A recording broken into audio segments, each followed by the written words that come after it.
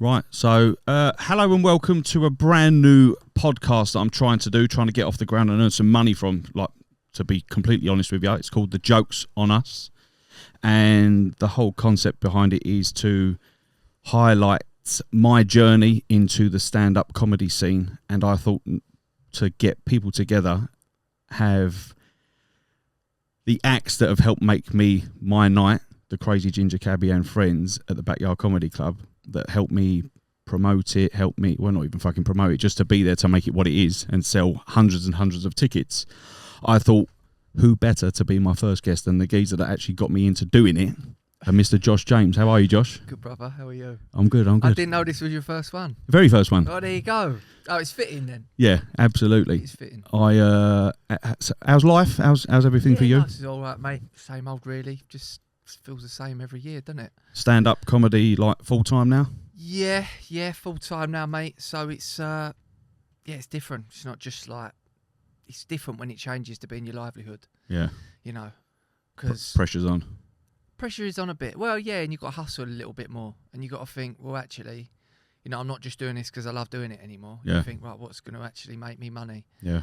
Which it takes a little bit of fun out of it. You can clearly see that you're making money because of the glasses that you're wearing. Yeah, Cubits, mate. Yeah? Yeah. Well, we're in Hackney Week now. That's very true, yeah. So that's why I put a flat cap on. Yeah, well, I've gone for sort of more trendy, new East London. Yeah, that's very true. You know. I'm surprised you're not wearing like a woolly hat that doesn't fit your head. Exactly. It's a shame that we're actually not doing this in Essex, obviously, because our connection is ultimately Essex, and that's where we're both from. Your journey that you started going into comedy, what first got you into stand-up comedy or wanting to be a comedian? Yeah, do you know what, mate? I always wanted to do it, and probably I think the first time I can remember saying to my parents when I was a teenager, I want to do stand-up comedy. You know, I used to love like Billy Connolly in our house. Used to love it, and I used to watch his stand-up, but then also things he used to do like World Tour of Scotland. Yeah. We used to go to different parts of Scotland, and I sort of I replicated that a little bit when I sort of went to the different towns in Essex. You know what I mean? Did you put a Scottish accent on? I didn't put a Scottish accent on, nah. But I called it World Tour of Essex. Did you? Which is a bit of a rip-off of old Billy. But yeah. Has he come for you for like money or anything like that? No, he's not. Copyrights? Technically, I'm not. It's not World Tour of Scotland, so I'm all right. Yeah, that's fair play. It's the whole thing's a bit different. It was a bit like me just telling jokes and like, you know, stupid little jokes really on different towns. But yeah, and it was watching Billy Connolly, and then I can remember saying to my parents when I was younger, I really want to do stand-up comedy, you know what I mean? And they took me to a Jongleurs, actually, funnily enough, when I was about 13, in Chelmsford. And all the acts were great, and people looking around thinking, oh, he's not old enough to be here. But it was cool. That's what parenting used to be, didn't it? Yeah, like the parents would go to the pub, or they left the kids in the car with a packet of crisps. I was being exposed to on that night, I was just like, it was just hilarious. I was like, I'd never heard people talk like this before. It was great. But the last geezer on was a guy called Ricky Grover. Yep. And my words, I mean, one of the funniest people I've ever seen, even to this day, even after doing like stand-up for so many years, just unbelievably funny. And I'm like, oh yeah, that's what I want to do. And then I went through my teens, and then when you get to about 16, 17, you're just worried about looking cool and, you know, worried about what people think about you. So I was like, oh, I'm a bit embarrassed to say that I want to do that now, because I mean, you know, the sort of areas that we're from, you know, anything creative is not necessarily encouraged, is it? Yeah, he was either a drug dealer or nothing, or working in Marks and Spencer's, wasn't it? It was both. Just like, when you leave school, I can't remember anyone go, oh yeah, I want to do a creative sort of profession. It was like, you get a trade, you go be a black cab driver. Bricklayer. Or, if you really have it off, you know, you go and you work in the city, you know? That's true. You get one of them up there, and no one really knew what that meant. It's just, oh, they work in the city. I mean, I didn't...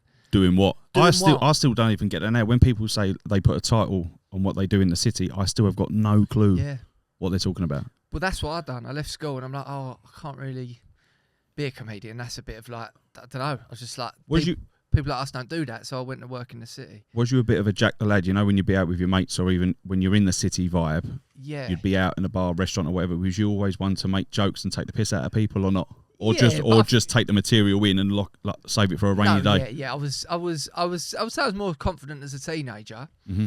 And my early 20s. In my mid 20s, I sort of mellowed a bit. late 20s, I lost all my confidence. Yeah. And then in my 30s, I'm trying to build it back up again. You sort of have that. You're like, yeah, like late teens, early 20s. You're like, yeah, I can do anything. I'm going to take over the world.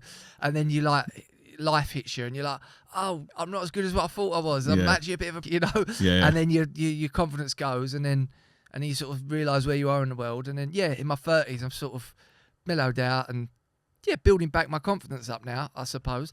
But it was only really when I worked in the city and after I got this job, doing it a couple of years, and it didn't really work out. And I'm like, I didn't ever really want to do this, to be honest. Like the whole city thing was just me going, I need money, and this is what people like us do. Yeah. You know, because we are sort of programmed from a young age to be like, right, this is what you do. You go to school, leave school, get a job, sit in it for 25 years, get made redundant, and then you're left doing something that you really don't want to do. Yeah, exactly that. And was your mum and dad a big supporter for you chasing your comedy dream? Yeah, they were. I mean, I remember when I left my job in the city because I was like, oh, Dad, I just need to do a job where I've got more time where I can go do gigs and stuff like that. And obviously the money I was leaving in the city was going to be nothing compared to what I'd earn as another part-time job and then being a comedian. Yeah. It's like, what are you doing? Because in his mind, it's just like, you earn as much money as possible. That's the better life you have. And I was just like, well, look, that's what I want to do in my life. It's my passion. And I want to go and try and pursue it more, And he just couldn't get his head around it. And if I can tell it frustrated him really. Because, he had the sort of upbringing where they didn't really have much. And then he sort of worked hard when he got older and, give us a decent life growing up, And I suppose he just couldn't get his head around, why would you leave a job? Yeah, that pays you decent money to go and do something that you're going to get paid £10 for 10 minutes down in Timbuktu. Exactly that. But unfortunately, like that sort of generation or people that don't understand that world, they don't get it. It's the graft that you're putting in for the 10 years to enable to put you in a position what you're in now. Yeah, exactly. It's exactly that. Do you remember your first gig? I remember my first gig. Yeah, I done like a comedy course. It was over like a few weeks, and it was in South London, Bedford. Ooh. I know. And I can just remember worrying because I'm not particularly intelligent. I was never very good at school. I can always just remember thinking, I don't really care if they laugh. I just don't want to forget what I'm going to say, because there was a few people I watched go up there, and they forgot what they was going to say, and they were just like, oh, I forgot what I was going to say. I've just got to go now. Yeah. And I thought, oh, I don't want to do that. Don't ever want to do it. But everyone does, though. They do, yeah. Or if they don't, they're going to mumble it or muffle it, and they know how to get out of it. But I've always been like quite regimented of like, right, I'm going to do this joke, that joke, bang, bang, bang, and then I might play about in the middle. Yeah. But it's all like repetitive revision as well, isn't it? But I remember my first gig, there was about like 30 people there, and it went well, and it was great. Yeah, I got the bug for it. Second gig was terrible. And I was like, oh, Christ, this is not going to be easy. But it was one of the only things that I ever done where, you do certain things and you give up on them. Yep. And you think, this ain't for me. Yeah. Do you know what I mean? It was one of those things that even when, like that second gig, it was like I didn't get one laugh. And I'm like, oh, do you know what? And I don't know whether it was like just confidence. I don't know if it's delusion or whatever. I was just like, I know I'm not good at it now. But I will be. I was like, but I know I'm going to get good at it. Mm. I just thought. But your desire and your passion from a very young age, it was already set there already. It might have been put on the shelf because you've gone and done other things to get money per se. Yeah. But your desire to want to be a comedian was always already there from a young age, So. And I don't have that with anything. Like I've got like no self belief. It's like if I do anything. I remember when I used to play football when I was younger. If I fancied it on a day and thought like I'm going to beat these, like I play really well. Yeah. Sometimes I just look at them and I think, oh Christ, I was like a little small fat kid.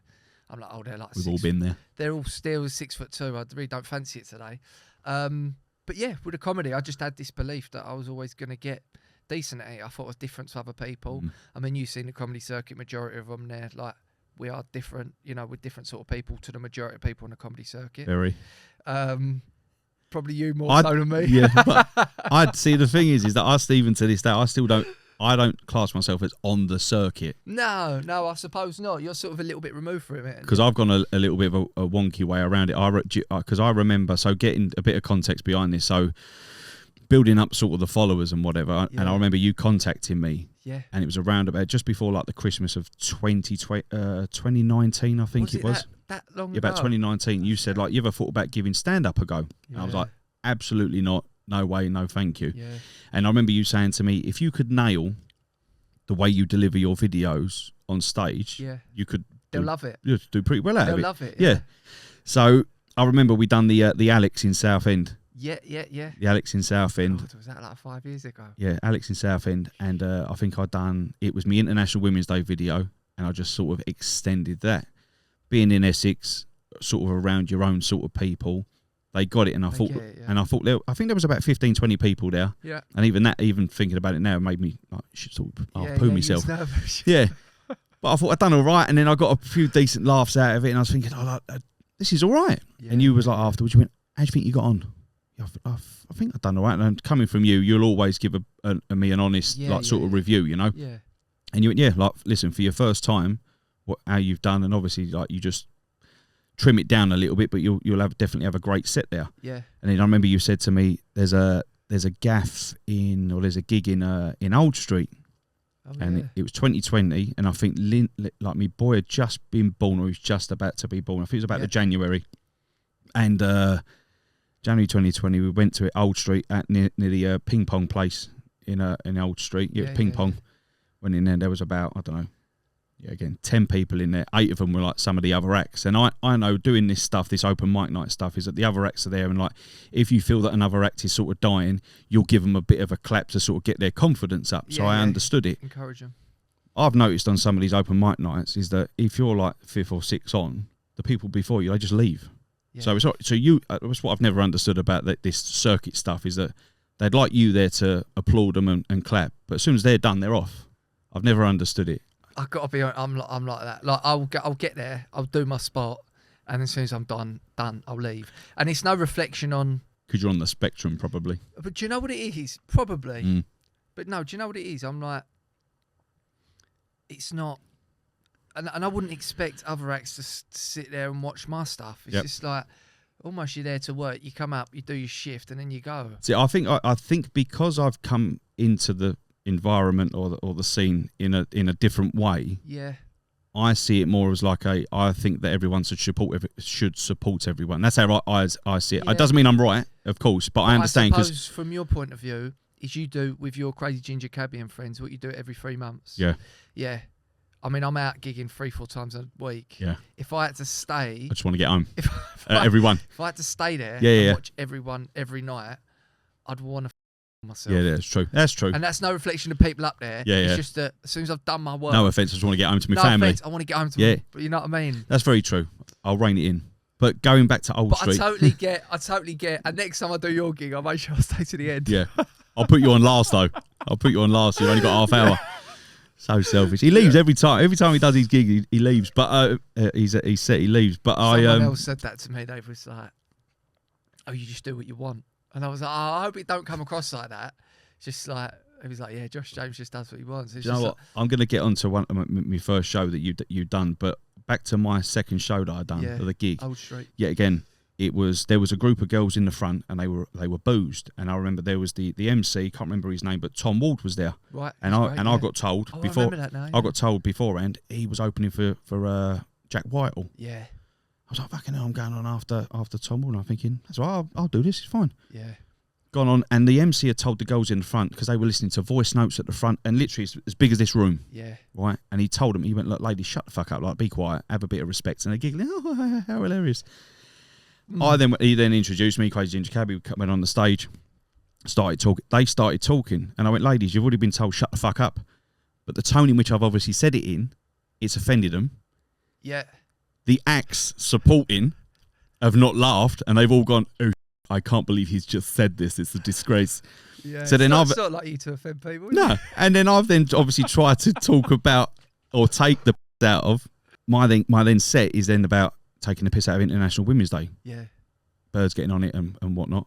But they want respect. Anyway, it ain't going too well. People are not laughing. The punchlines where I was getting a laugh back in Essex, I'm now not getting it. I'm thinking, oh no, what am I doing wrong? Yeah. I then found myself apologising Yeah. for what I was saying. Yeah, no good. And then I went, do you know what? Before I get my head smashed in, I'm just going to walk off the stage. Thank you very much for your time. And I remember we left and you went, you come up to me and you went, how do you think you got on?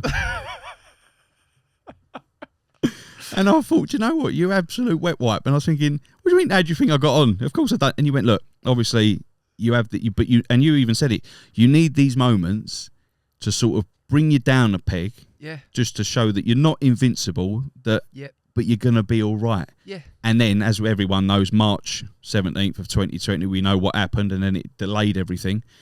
And then through that period, I've then got me sort of followings and whatever, and you've also then pushed on with regards to your sketches and what you were doing. Doing your sketches through the time of like sort of lockdowns and stuff like that, was you more interested in doing those, or did you still want to attack the comedy scene? To be honest, the content is something I've always, and I think I've said this to you so many times, it's not something I enjoy doing.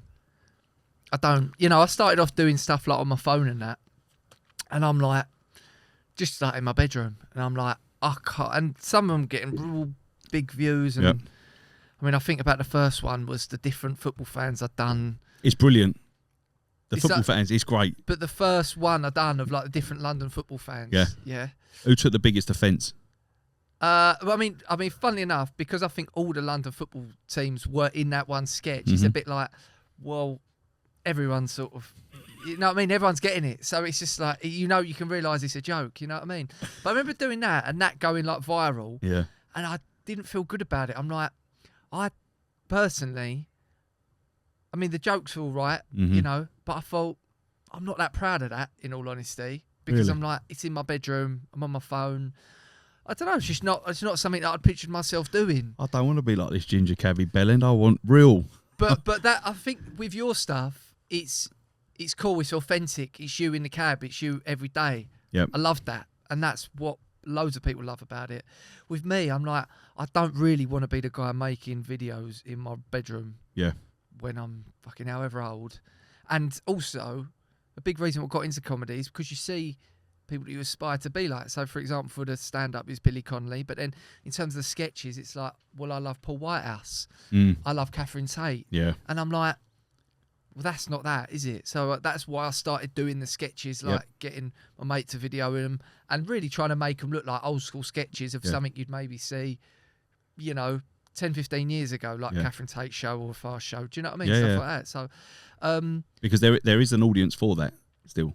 Yeah, and listen, it don't get me as many followers. I know that because I don't put out loads of videos. No. I think if you really want to have hundreds of thousands of followers on social media, then really, 3-4 videos a week is what you got to be doing. I can't even do that now.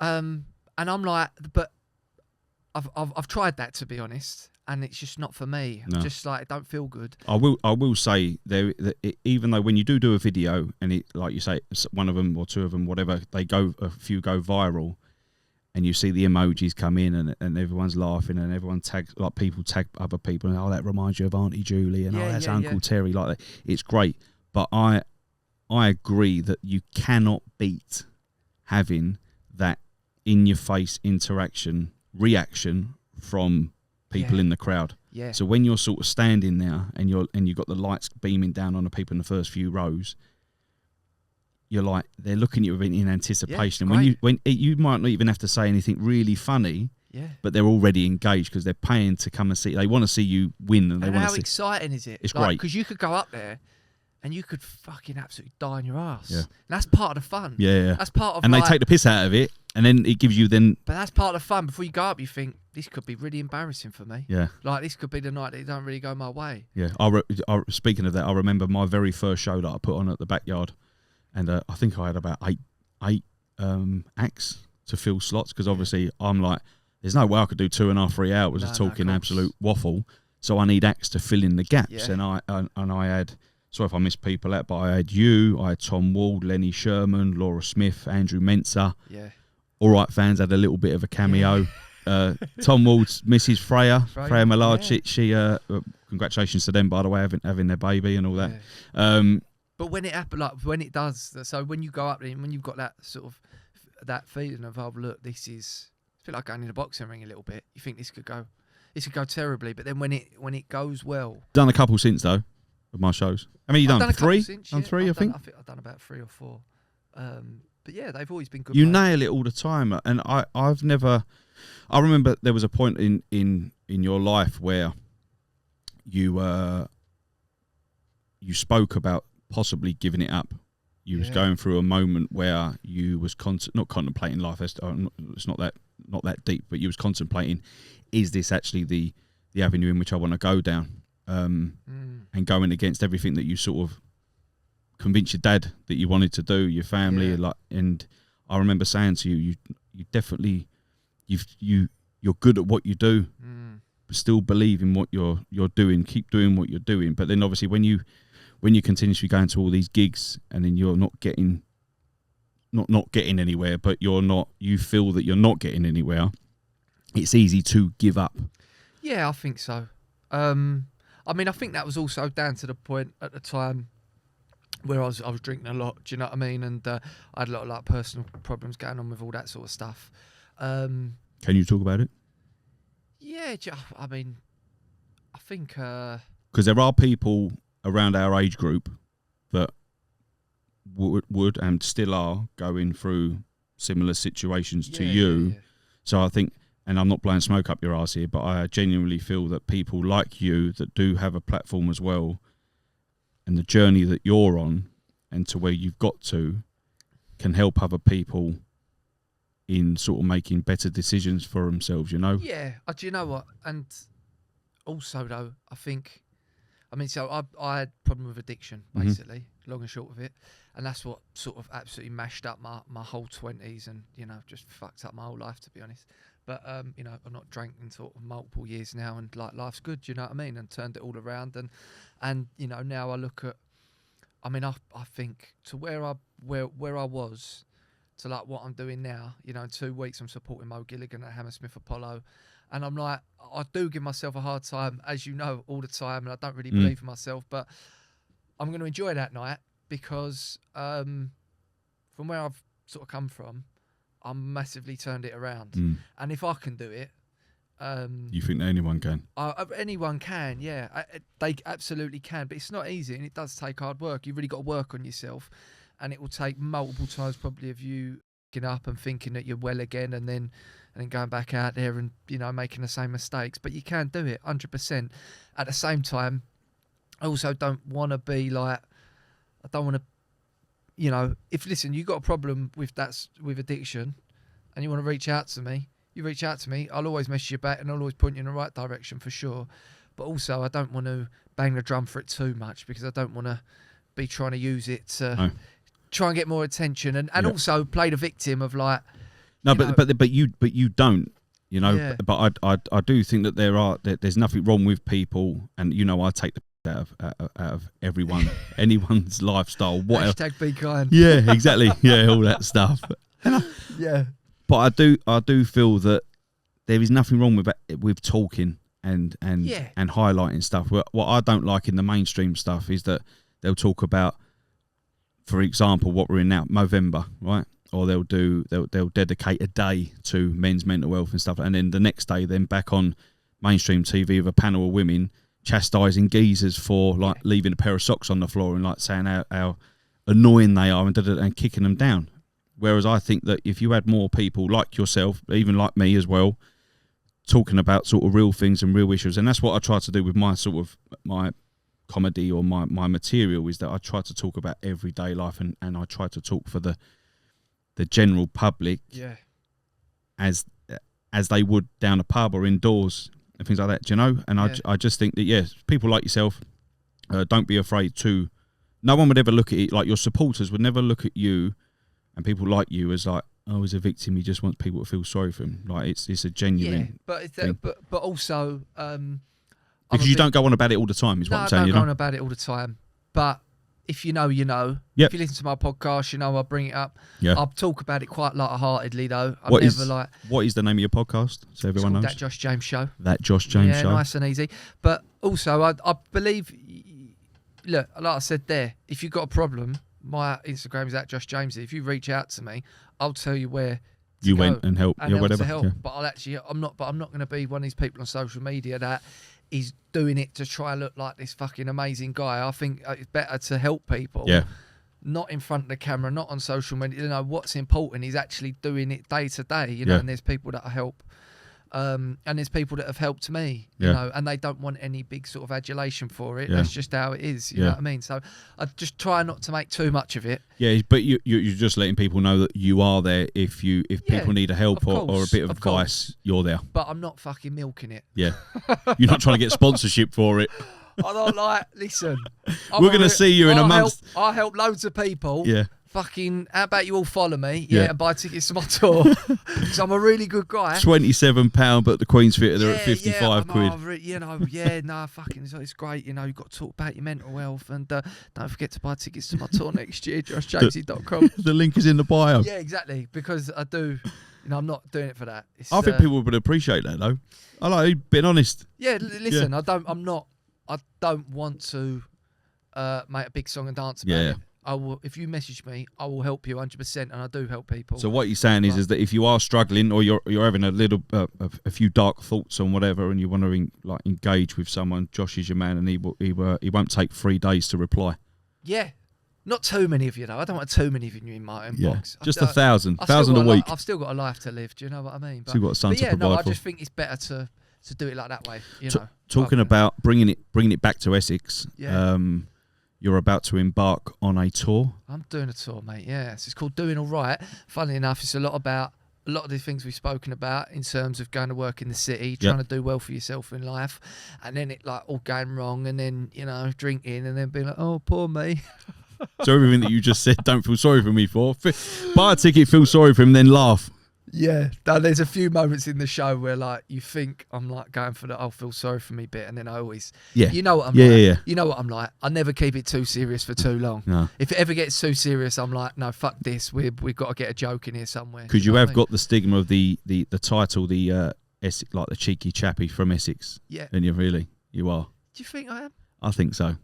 I don't think it's a big part of my act, do you? A tad. Well, there's no other. I was going to say the swear word there. There's no other person that is cheeky chappy from Essex. Do you know what it is? That's just who I am, I suppose. So in Essex, you're the big coup de grace, the big hoorah. Where is it going to be? We've got a few. We've got Queen's Theatre in Hornchurch. Yeah. There's 2 shows there. One of them sold out. The other one's got about 100 tickets left. Yeah. Southend Palace Theatre. Yeah. Got about 100 tickets left. Chelmsford, Colchester sold out. We're obviously going around the country. I'm also doing the Hackney Empire in London on the 7th of November. That's great. So yeah, there's that as well. But do you still get nerves? Would you get, if you do get nervous? What's the nerves for? Because you know your stuff. You got your material. Is it the nerves of not being able to sell tickets? That's definitely nerve-wracking because we sold out like multiple dates on the tour. Yep. And then your management would be like, right, let's go for a bigger room. And you're like, I've already sold like 3,000 tickets. Sorry. Like, how many people? I think, how many more people are going to buy tickets? Yeah. You know what I mean? But they sort of know what they're doing. So I'm like, all right, well, if you think it's a good idea, I don't think it's a good idea. That's why they're worth 40%, aren't they? Yeah, exactly. They're to push you. But I'm like, yeah, but what if it's just like me, my mum and dad, and the Ginger Cabbie there? Yeah. Do you know what I mean? Apologies. I'll open for you. So much money. I'll open for your mum and dad. But then that will mean you're not in the audience, and then maybe just paying for mum and dad. So yeah, but that's it. They push you to do these things. But yeah, Hackney Empire would be good. The big one for me was always the Queen's Theatre in Hornchurch. Yeah, that's what I was saying. Like, so the was one always that weirdly people go, you'll be the O2 one day, and I think that actually ain't the dream. Yeah, the dream is Queen's Theatre in Hornchurch. Do you know what? I went to Mickey Flanagan. Yeah, his most recent one at the O2. Yeah, and I think he's got to a point where he could put a night on anywhere. Yeah, and he'll sell it out. Yeah, it's fine. It is what it is. He's got his fans. It doesn't matter. It doesn't even matter if he was shit. People would still go and spend £120 a ticket. Yeah, he's like iconic now, isn't he? But I found at the O2 is that because it's so vast and it's so spread out, you've got people, like a segment of people sort of laughing over there, a few hundred people there, a few there, one's in the middle, not really, and the audience, it gets lost a bit, the environment, the atmosphere, you know. The best place to do comedy is, I think, in theatres. That's as good as it gets, I think. The O2, listen, you'll earn mega money going to do that. Of course, yeah. You think, you go watch a comedian in the O2, you're watching the screen the whole time. Yeah. You know, and a lot of funny part about stand-up, you know, watching someone do stand-up, it's not so much the jokes, it's the little mannerisms in their face, it's the little subtle nuances that they do. It's being this close, isn't it? Yeah, where you can see that and you can appreciate it. You know, when you're in the O2 or an arena, you don't really get that. But I mean, in terms of the monetary thing, it's a no-brainer in terms of that sense. But I've never thought. You've never got into it for the money? I'd like to earn a good living. Yep. Oh, definitely. You know, I still want to provide for my family and that. Good answer. But I'm not money motivated, you know. Again, shameless plug about the tour, Doing All Right, which is on sale now. Go to joshjamesy.com for tickets. A lot of it is about growing up in Essex and this whole thing of like, you know, this whole sort of fat trite thing of you've got to do well for yourself, you've got to be an entrepreneur, all this and that. You know, if you get more money, your life's going to be better. All that sort of stuff. How many times do you hear someone down the pub who go, he's doing all right? He's doing all right. He's doing all right? Yeah. You're doing all right, aren't you? I'm doing all right. Yeah. But that's it. I'm doing all right. It was either that, or doing well. And doing all right is fine. But doing well. And then I went to one of my mates' dads. He's brutal. Yeah. He is, I mean, he's like you times 20, like for honest opinions. Yeah. Right. And I thought, right, I've got a few of the names here. I'm like, what do you think? I was like, I just want a brutal, honest opinion. So you didn't go to your dad, but you knew you had to go to this geezer. Yeah, I was like, I'm going to take it with a pinch of salt because I've decided anyway. But also I know that you're really extreme view. And I was like, what do you think of doing well? He goes, yeah, but you're not doing well, are you?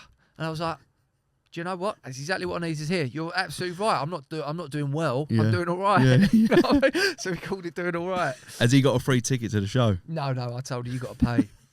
You got to pay. Oh. Any sort of like special dispensations? Like, do you get to meet you after the show, or like go for a water? No. Down at the Checkers up the road.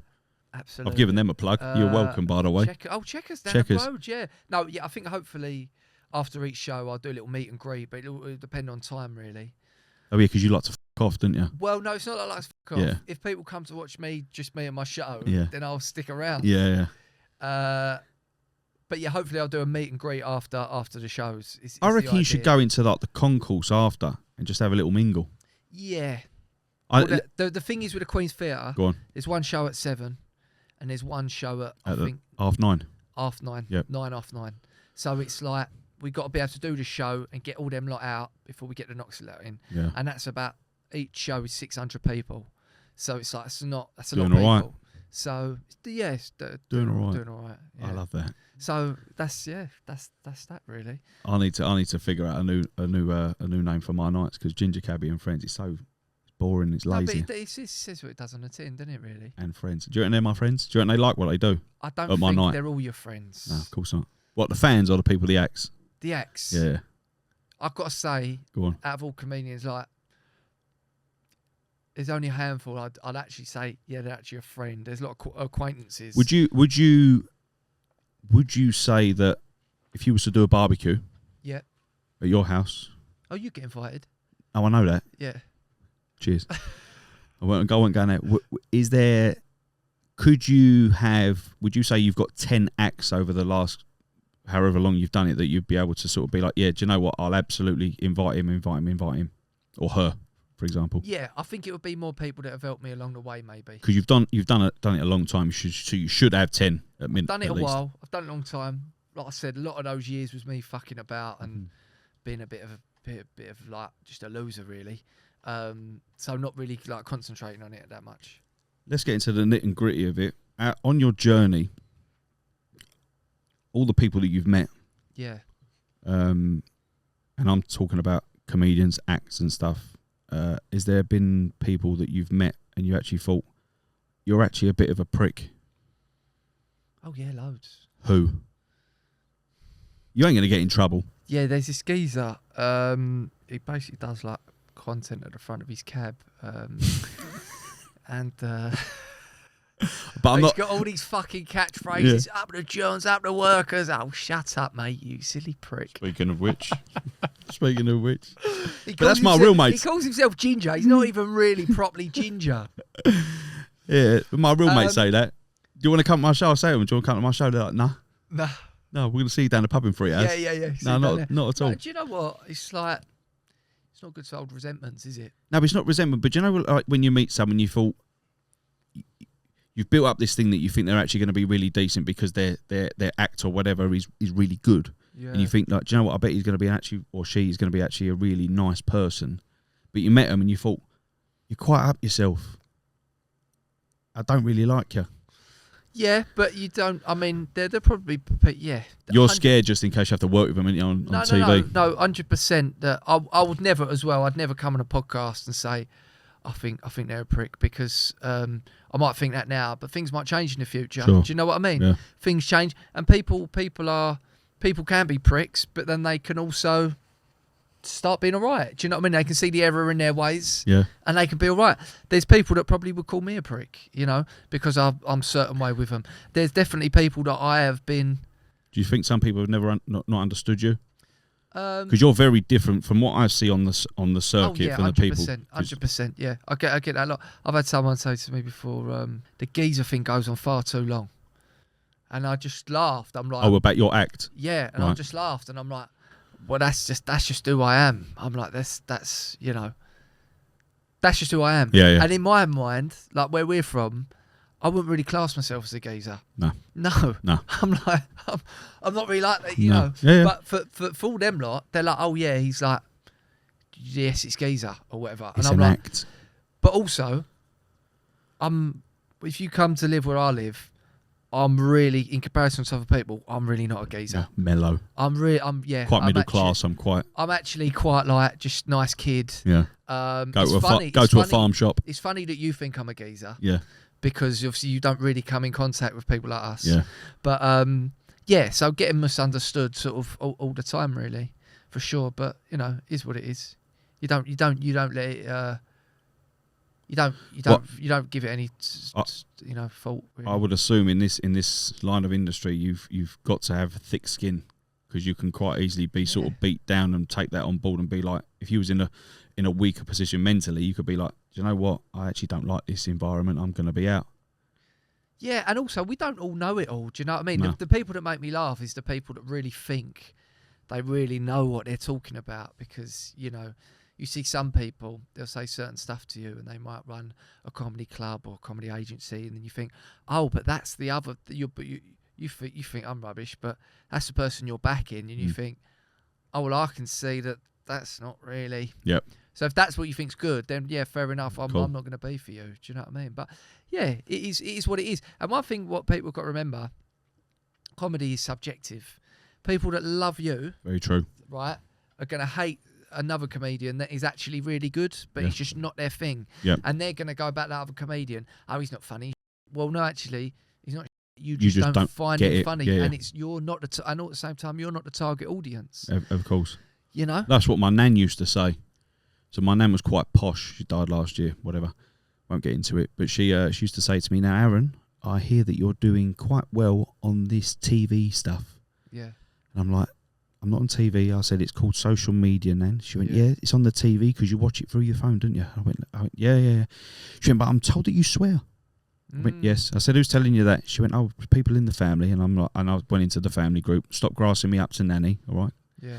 And she's like, there's so many different words in the dictionary that you can use. You don't need to swear. And I said, Nan, no disrespect. I didn't want to be too rude because I didn't want to be kicked out the will, so because I was in line to inherit loads of money or whatever, but I didn't. And so I thought, keep my mouth shut. And I said, Nanny, I went like, you're not really my target audience. I said, there's people out there that talk. She went, what, like how your mum used to talk? Because my mum used to like swear, F this, F that. Yeah. That's probably where I got it from mainly. So I said, it's not necessarily for you. She went, well, maybe I could come to one of your shows because I'm pretty sure if I was there, you might not feel the need to swear. I went, Nan, honestly, f off, please. Yeah. F off, you see you next Tuesday. Yeah. I'll stand at the window and eat cheese on toast because it's locked down. But yeah, it's horses for courses, isn't it? Really. Yeah. Do you find it sort of nerve-wracking to perform in front of your friends and family? I definitely, it's probably more nerve-wracking when you got people like you. Because they know you, don't they? Yeah, so you want but to also, you know, so many times I do gigs now, you know, turn up to the gig, do it, go. I don't really interact with the audience, and it's just like, it's what it is, you know. Because you like leaving If early. it goes really well, great. If it don't go so well, you know, not the end of the world really. But with the friends and family, it's like you got to stay there after and have a chat with them, and oh yeah, you're good, yeah, and you got to talk about it, and it's like, imagine going to their work, Yes. and you're just sitting there at their desk, and you'd be like, That's a good email. and then yeah, you're on a train home, you gotta go, yeah, it was good, but you up on the Excel a bit, didn't you? Do you know what I mean? Yeah, that spreadsheet could have been pink. Yeah, I didn't really like the way you answered the phone to that client. You know, Yeah. just wouldn't happen. So Would don't. So basically, you're saying that your family don't come. No, they'll come to the tour. Yeah. They'll come to the tour. Every show. single one, all the Essex ones. Yeah, they not every single one, but I think they'll be at the Queen's Theatre and they'll probably be at Acne Empire. You know, The wife, she'll be there. big supporter. She's a big supporter. Yeah, she's really good, and yeah, all my family have been really. Speaking about the wife, and obviously you got a little boy. Yeah. How do you balance sort of your home life and having to go out and do your stuff and do your sketches? Because it's not you don't just go and do your gigs and all that, Yeah. but you obviously do sketches when they do happen. Yeah, of course. Do you say to her at like 8 o'clock at night, I'm going out for a couple of hours to go and sit in a park and? Yeah, I usually, if I do the sketches, I usually do them really early in the morning. Get them knocked out in the morning so I can get home. Yeah, you earlier. do, because you've asked me to get into Yeah, Hackney at 9 o'clock in the morning. Yeah, didn't yeah. you? I'll ask you something silly o'clock, and you're like, no, absolutely not. You know what I mean? But yeah, I usually do them in the morning, and it's not easy and it's hard work, but hopefully I won't be doing it forever. I mean, with the social media, I think I'll get to a point one day where you know I'm not going to be posting on social media for the rest of my life. Yeah. Just because I do. Basically, you want to get your, let's say, your following fans, for example. Yeah. Want of a better word, to engage on the website, see you on doing TV, YouTubes and whatever, and engage in your podcast and whatever, and then they'll know that when you've got shows coming up, they're there, and that's where you earn your money. So the stuff that I make, like the sketches and that, you can see like I go to a bit more effort to make them, and they're a little bit more like oh, they're elite. They're a little bit more like old school sketches, right? And I do it that way because I don't want to be putting videos on social media forever. You know, One day, hopefully, I want to try and create I've got an idea for a sitcom. I've got an idea for a few different things. I want to make longer form things on proper platforms. You know what I mean? Like do sitcoms and stuff. Yeah, I've got an idea for a sitcom. Yeah. Can you engage on it? Or are you one of them that you don't want to say just in case it doesn't come to fruition? No, well, I'm just like writing the basics of it at the moment, but it's basically... Based in Essex? It is based in Essex, of course. But filmed in Prague? Yeah. Yeah, because the budget. Yeah. It's basically set in a like a AA meeting, basically. Do I have a slot? Just say yes.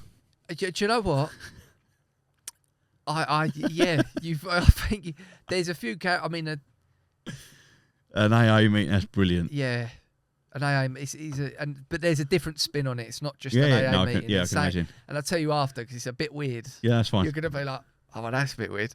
But yeah, that's the thing that I wanted to write. And but the thing is so hard to get a sitcom on telly or whatever. And but I suppose that's the aim one day. The thing is though, it doesn't necessarily have to go into TV because a lot of things now people are doing your Amazon Primes, your Netflix.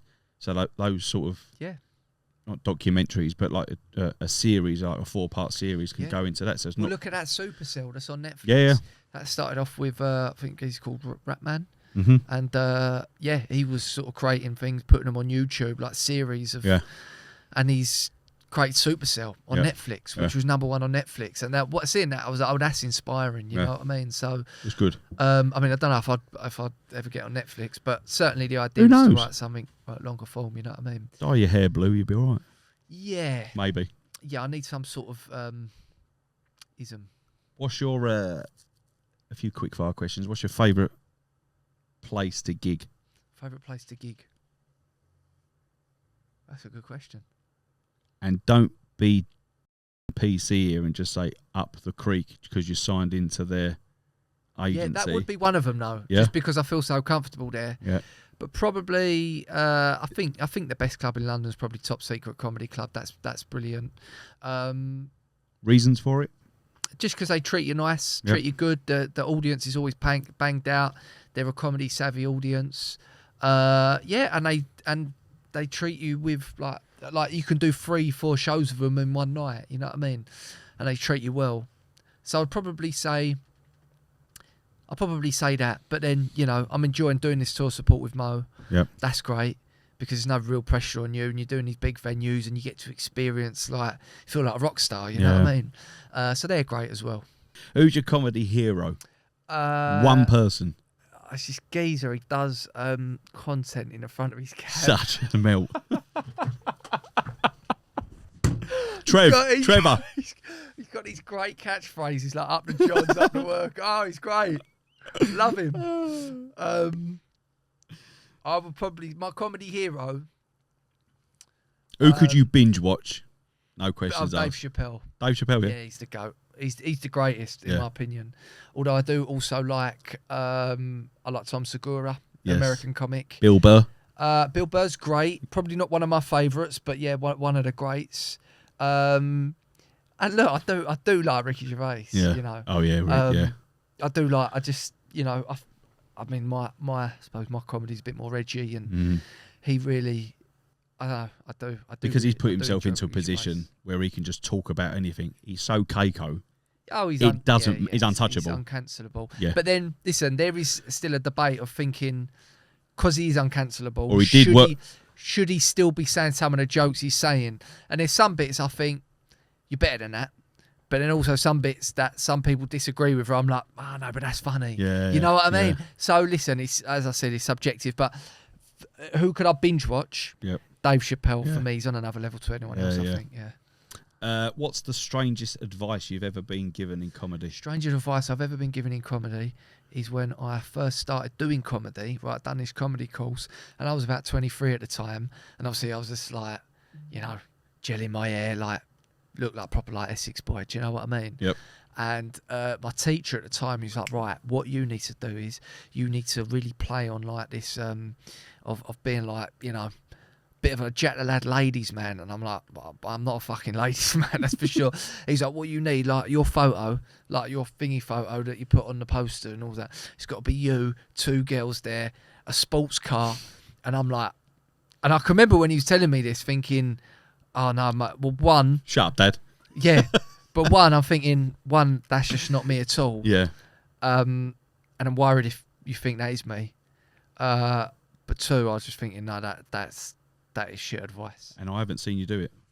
Nah. You haven't, have you? You've I mean, gone completely but against this is it. I look like someone, especially back then in my 20s, I looked like someone that could have been on Love Island, but... Side parting. Yeah. Ralph Lauren, top button done up on your shirt. Yeah, exactly, all that. But I'm not really like that. Do you know what I mean? Yeah. Did you ever have a pair of Not Patrick really. Cox? No, I didn't. You didn't? No, I didn't. How old are you? I'm 35? 33. 33? Yeah. Sorry. I know that was before. So sorry. I'm not as old as you. Yeah, 40. You 40, yeah. Things just, when people tell you that things start hurting, Yeah. it's true. Yeah. Like, you get to 40 and I'm like, why am I getting cramp in my armpit? You've not aged since I've seen you, know. Since Really? I met you. No, you still look, you know. It's the beard, though. Yeah. Hides it. Yeah. It's got a bit more frosting. Yeah. We just have it trimmed. Also, you're not a smoker, you know. You've never been No. a drug taker, you know. So you've aged. I've well. never been scum. No, exactly. That's what. Well. Did I say that? I can't say that out loud. I'm joking, by the way. Just relax. It's just No, it's just a joke. I have been scum. So there you go. The joke's on us. Clearly. Yeah. Bada boom.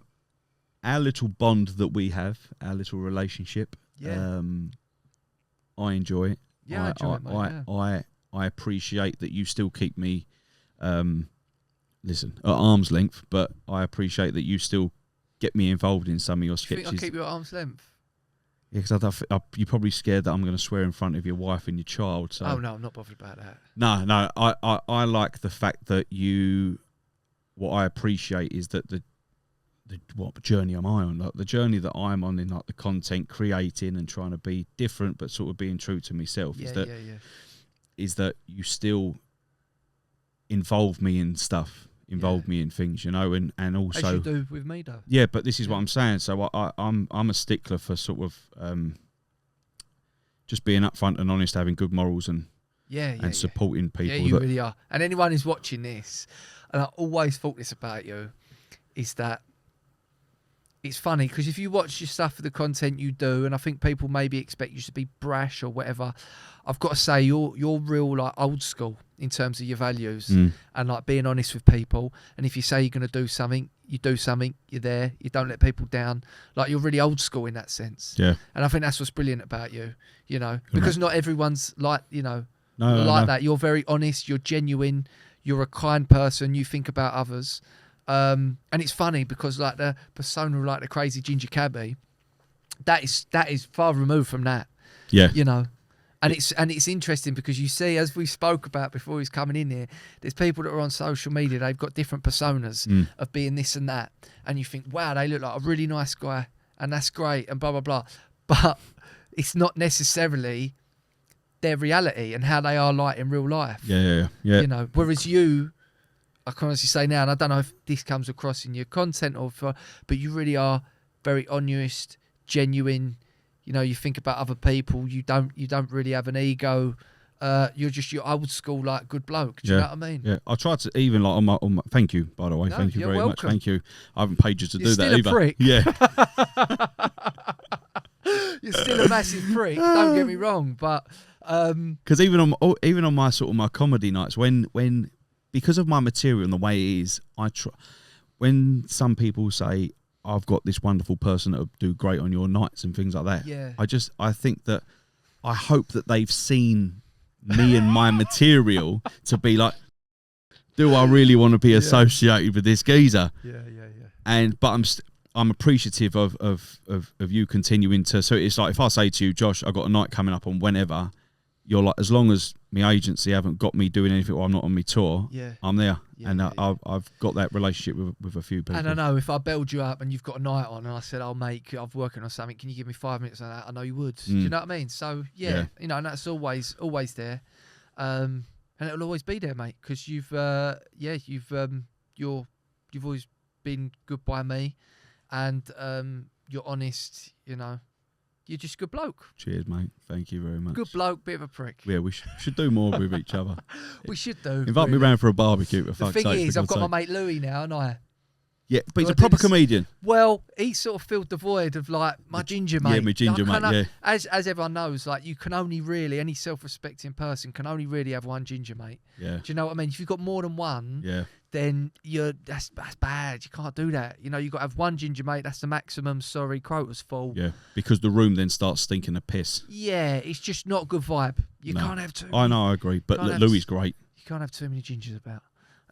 Louis great. Yeah, Louis great. He's like. Do you know what I'd call him? He's like Chad Wolfheath's answer to Jack D. Yeah. He's like deadpan, miserable, funny. Yeah. Really funny. Is he opening for you on your night? He is opening for me on my tour. That's brilliant. Yeah. So I'm going to get him on one of these. By the way, get him on because he has done one on my show. I've done a sketch with Burley. He goes, "Oh yeah." I said, "What are you doing later?" He went, "What are you doing later?" I said, "I'm going to go see Aaron do his podcast." He goes, "Oh, he asked me to go on that." He goes, "I've got nothing to say." But that's why it'd be great. Just have a chat, just talk. How are you? Yeah, Ginger. Yeah, and I said to him, "No, you should go do it because like you're going to get asked as you go on, you get asked to do more of these. You've got to be able to have a chat, with, you know." But he's got that persona where people are like, there's something about him that we want to dive into. But it's just so funny how he's just like, he's great. He's just so sort of matter of fact and dry. It just cracks me up, you know. Well, I'm going to wrap this up because I don't want people getting too bored of it. But not that you're boring, but me possibly. But I'm going to wrap this up now. And I know you got time to go off with your wonderful family. Yeah. But I appreciate your time in coming and having a chat with me. Thanks for having me on, mate. And the joke is on us. Yeah. But ultimately, tune back in. You'll be able to subscribe to this on the YouTubes, the Spotifys, everywhere that you get all your podcast platforms and all that. And Josh, you want to give yourself a plug one last time? Where people can find you? Nah, not really. No. Anyway, Josh Jamesy on Instagram. He's got his own website as well and his own podcast. He's on episode 409, I believe, at the minute. Isn't it? Something like that. 130. Same thing. Anyway. Still need to get you on, by the way. But you're not available on Mondays. Can't do Mondays. I know. And it's in Peckham. Enough said. Yeah, enough said. But yeah, no, I'm on Instagram at Josh Jamesy. And if you want tickets to the tour, go to joshjamesy.com. Yep. They're selling like hotcakes. Limited availability. It's going to be a roadblock. See you there. What an outro. Yeah. In a bit. Up to Johns. Subjectivity.